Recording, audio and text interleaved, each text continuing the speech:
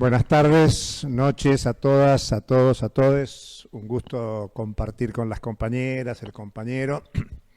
Quiero saludar primero el tema de las jornadas, el futuro del comunismo. Creo que es una audacia grandísima y creo que a nosotros, a la izquierda, nos falta una audacia gigantesca para polemizar con el proyecto político en el gobierno. ¿Cómo se llama el último libro publicado por Milei? Y no me importa que sea un plagio. No me preocupa, porque lo que interesa son las ideas y el plan de acción. Se llama capitalismo-socialismo. Capitalismo versus socialismo. Y su prédica ideológica es el combate al socialismo. Claro, en el socialismo entra Keynes. En el socialismo entran los neoclásicos y las fallas de mercado. Pero no hay ninguna duda que instala en la conciencia social y en el debate político que el problema es el socialismo. Bueno, la mesa está servida. Hay un problema, claro, hay un problema que tiene que ver con los fracasos de los socialismos realmente existentes y los límites que ha tenido la sociedad, los trabajadores, las trabajadoras en la historia, para confrontar con el orden capitalista. Así que mi primera idea va por ahí.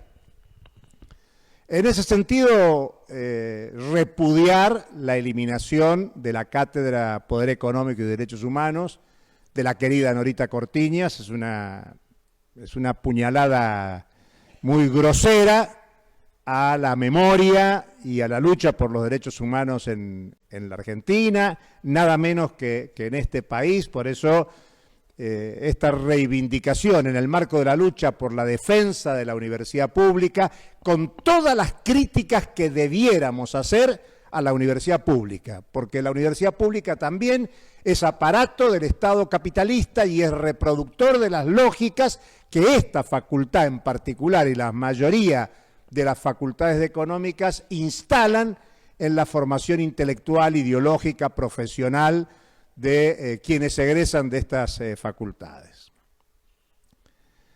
Dicho esto, yo señalo que hay que retomar con mucha fuerza la crítica de la economía política, que es la crítica del capitalismo realmente existente. Marx no era un economista, era un crítico del capitalismo, y esta mesa ha sido convocada para discutir la crisis capitalista argentina. Y la crisis capitalista argentina no es distinta de la crisis del capitalismo mundial. Pero claro, tiene especificidades, como bien se ha dicho acá. Y una expresión de esa especificidad es el fenómeno inflacionario. Y el fenómeno inflacionario es una cuestión de poder. Aumenta precios el que puede. Si las jubiladas o los jubilados pudieran incrementar su ingreso, lo resolverían fácilmente. Si las trabajadoras y los trabajadores pudieran defender el valor de la fuerza de trabajo, otro gallo cantaría. Acá hay una brutal ofensiva del capital contra el trabajo, del capital contra la naturaleza y del capital contra la sociedad, no solo en la Argentina, en la región y en todo el mundo. Por eso, bien se decía, el tema de la desigualdad creciente no es solo un tema argentino, ni latinoamericano, es global, mundial. Los debates de ahora se están preguntando ¿por qué ganaría Trump si la economía estadounidense está creciendo?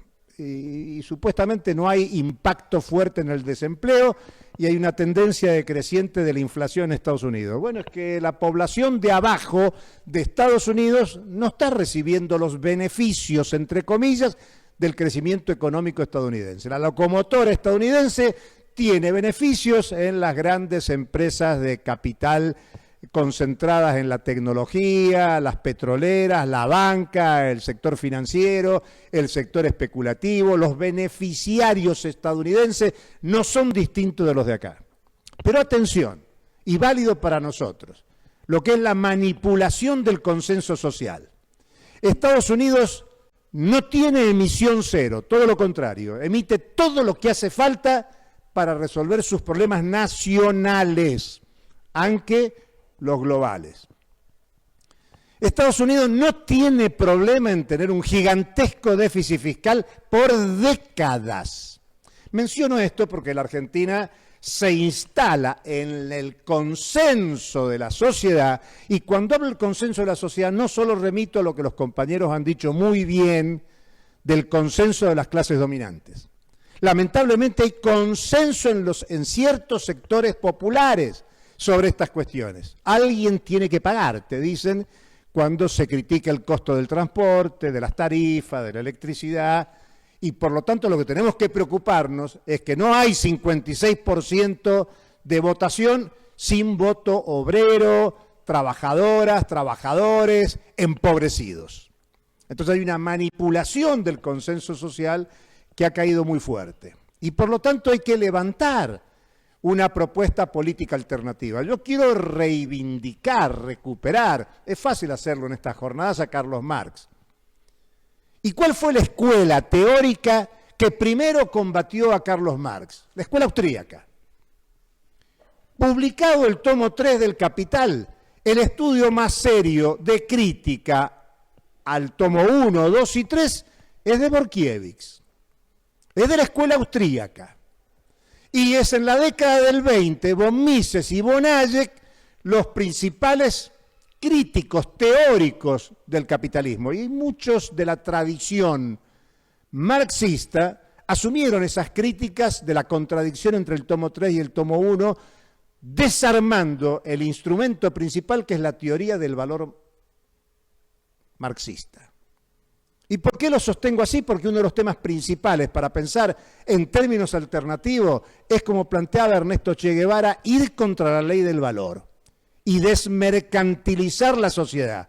Si algo tenemos que proponer hoy es la desmercantilización. ¿Qué es defender la educación pública, sino defender el derecho a la educación? Derecho a la salud, derecho a la alimentación, derecho a la energía. ¿Quién paga el gas más caro? Los pobres, los que tienen que calefaccionarse o cocinar con garrafa o con tubo, no con el gas natural. Por lo tanto, la lucha por los derechos es el primer punto de una lógica reivindicativa de un futuro comunista. ¿Y quién ha luchado por los derechos? Históricamente la clase obrera, el movimiento popular.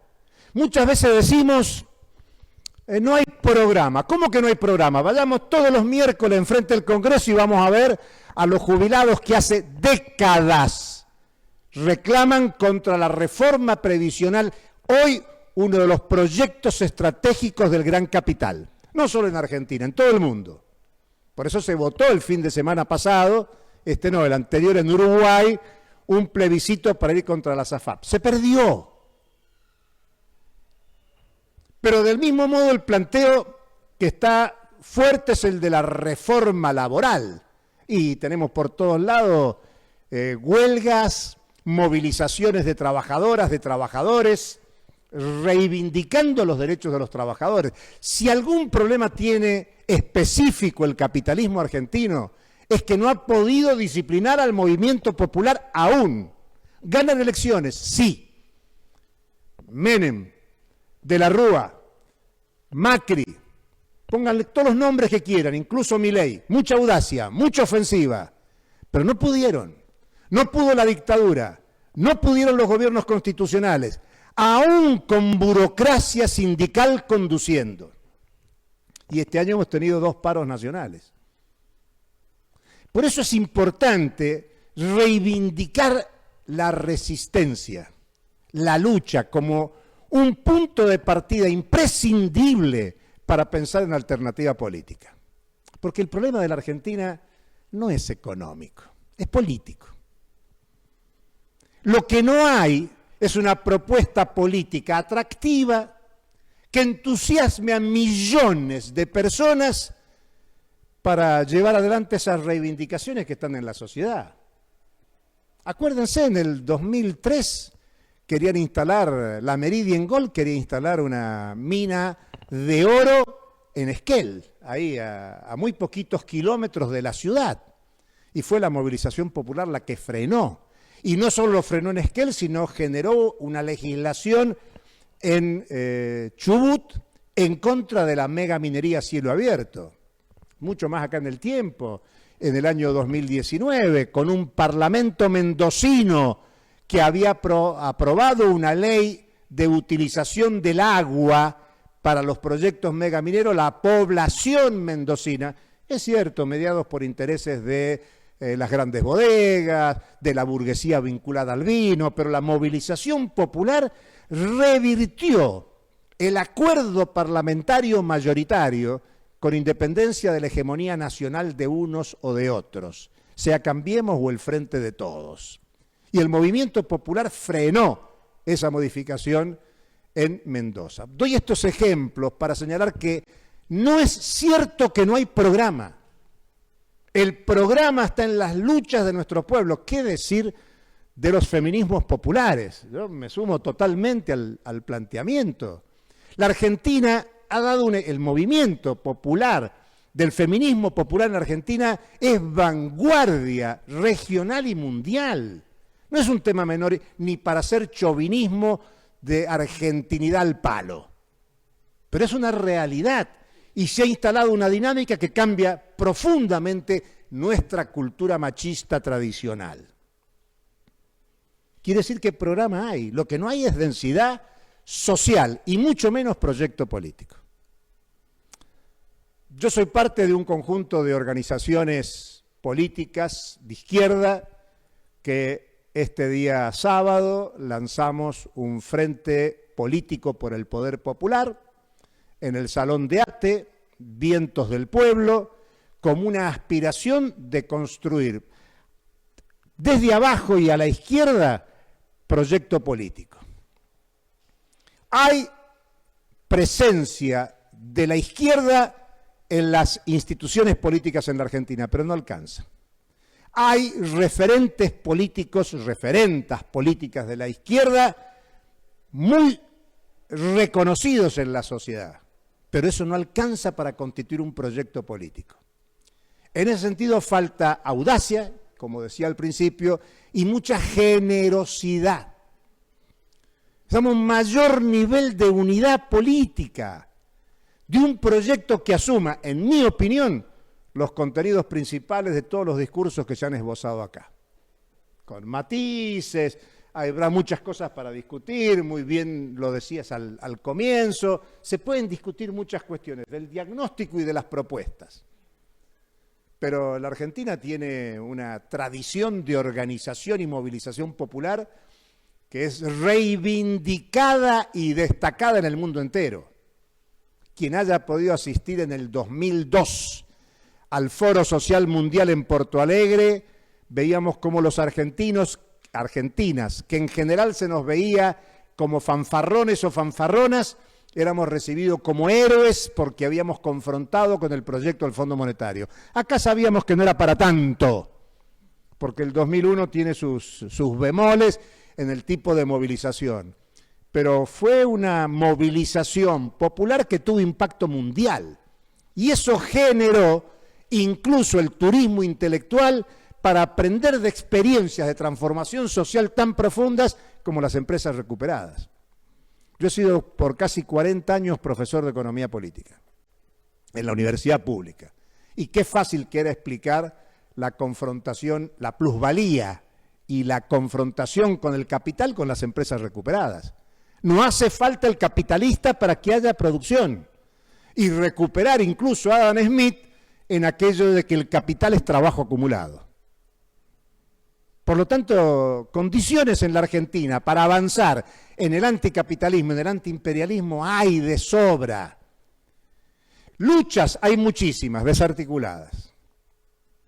Falta una mayor articulación.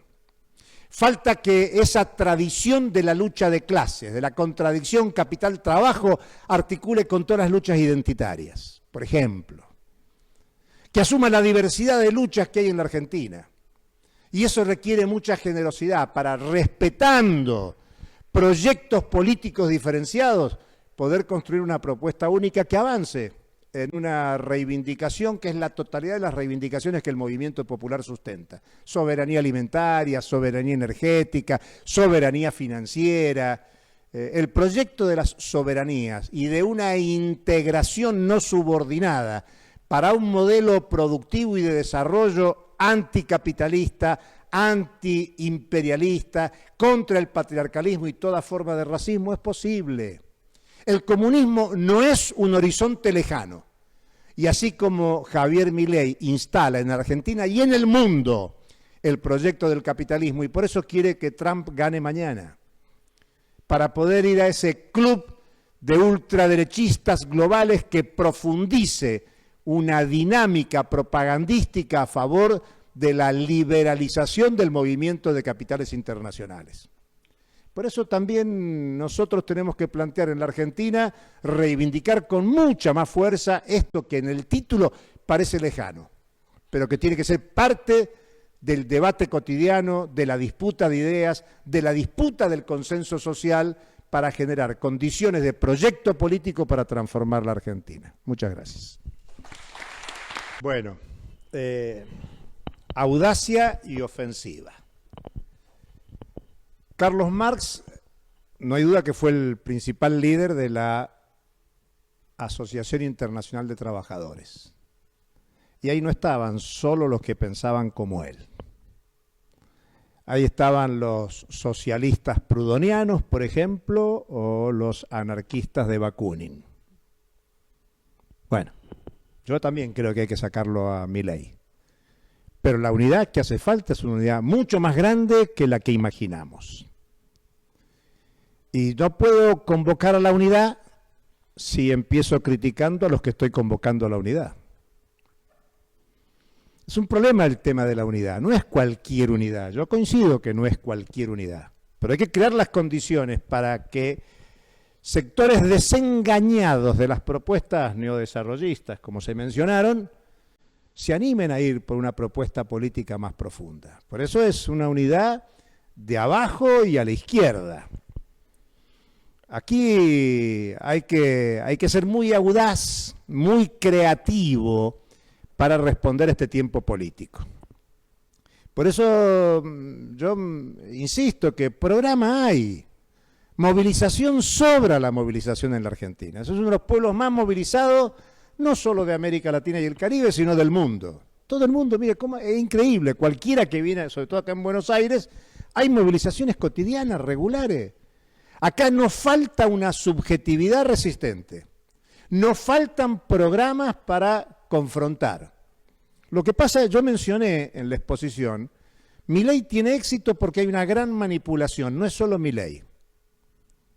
Son sus socios en el Parlamento, en los poderes ejecutivos provinciales, en los medios de comunicación. Hay un gran entramado que manipula la conciencia social. No es solo, yo voy a insistir, no es solo el consenso del poder. ¿Por qué lo aplauden en encuentros empresariales o ustedes no conocen familia o amigos de cada uno de nosotros que piensan lo que piensa el gobierno? ¿Por qué hay tanto apoyo? Porque hay una manipulación. Y esa manipulación tiene que alguien tenía que hacer esto. Ayer los analistas políticos ya tenía que venir un loco para hacer esta locura. Milei no es ningún loco. Es una propuesta racional de la ofensiva del capital. Y la está llevando adelante con consenso. Y tiene que ver con la historia reciente de la Argentina. Porque el segundo gran éxito, yo lo iba a mencionar antes, lo digo ahora, es que sacó buena parte de la movilización callejera. El protocolo antipiquete ha tenido éxito. Porque ha habido acciones judiciales contra líderes populares. Ha habido allanamientos a organizaciones sociales. Ha habido encarcelamiento de dirigentes y militantes. Vayan los miércoles al Congreso. Los gases y los palos a los viejos y a las viejas es real. Y eso genera miedo en la población. Tenemos las dos cuestiones en la Argentina. La tradición de lucha, la realidad de lucha y al mismo tiempo el temor. Y hay una parte de la sociedad agrandada. Yo vivo en Chacarita. Hace 15 días, paseando por Chacarita, una placa. Gente con champán, brindando. Homenaje a Jordán Bruno Yenta, asesinado en el 74 por el guerrillerismo marxista. Eso dice en la placa. Uno de los ideólogos del catolicismo, de la ultraderecha, que pedía sangre en la Argentina, en el 74. La vicepresidenta saludando a la presidenta que instaló los parapoliciales y los paramilitares. El antecedente del terrorismo de Estado que sufrimos en la dictadura. Por eso no tiene que sorprendernos que hoy levanten la cátedra Poder Económico y Derechos Humanos.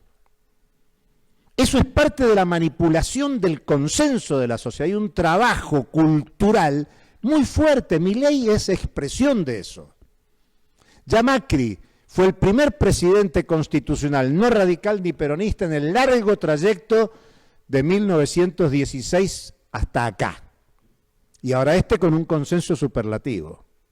Entonces la forma de frenar esto, porque esto es un gran verso, no hay veranito financiero.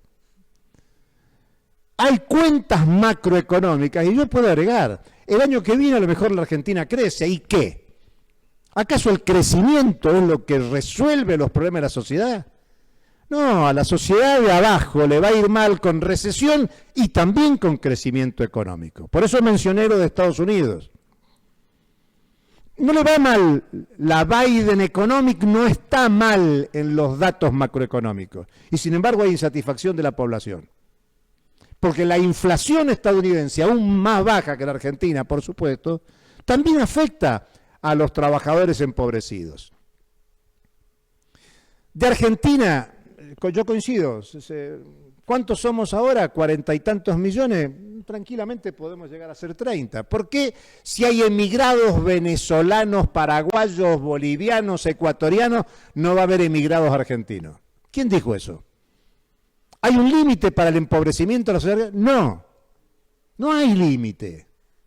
Y eso tiene que ver con una batalla cultural ganada por la ofensiva del capital. Por lo tanto, el límite y la base material para la transición al socialismo y al comunismo es revertir esta batalla cultural, ideológica, política. Que, bueno, estamos en la universidad, en la Facultad de Económicas, hay que legalizar el capital de Carlos Marx. Hay que recuperar la tradición por la teoría del valor marxista, porque mientras no se termine con la relación social de explotación, no hay emancipación posible. Yo estaba leyendo el discurso del libre cambio de Marx de 1848, donde concluye que él estaba hablando en la confrontación con los librecambistas. David Ricardo, estaba List en Alemania con el proteccionismo. Y Marx concluye en una conferencia a los obreros, el tema no es ni libre cambio ni proteccionismo, el problema es el capitalismo. Y lo decía en un nivel de aislamiento muy superior al nivel de legalidad y legitimidad que tenemos nosotros, no solo en este debate, sino en muchos debates. Con lo cual, como dijo alguna vez alguien, argentinos, argentinas a las cosas, me parece que no es imposible, y yo saludo y felicito que se discuta el futuro del comunismo hoy en estas condiciones, porque incluso, y con esto cierro, en 1948, en plena hegemonía keynesiana, en Montpellerín se juntaron los que hoy llamamos neoliberales, los ortodoxos, los austríacos, y levantaron las banderas que empezaron a ser hegemónicas con las dictaduras del Cono Sur, con Thatcher, con Reagan, lo que hoy llamamos neoliberalismo. Eran muy poquitos, casi no tenían presencia en los ámbitos académicos ni en los medios de comunicación, y ahí están. Milei levanta Rothbard. Rothbard es un marginal total en el plano político y en el plano intelectual. Bueno, el desafío está servido y me parece que es muy bueno que hagamos estos debates para construir perspectiva de la transición.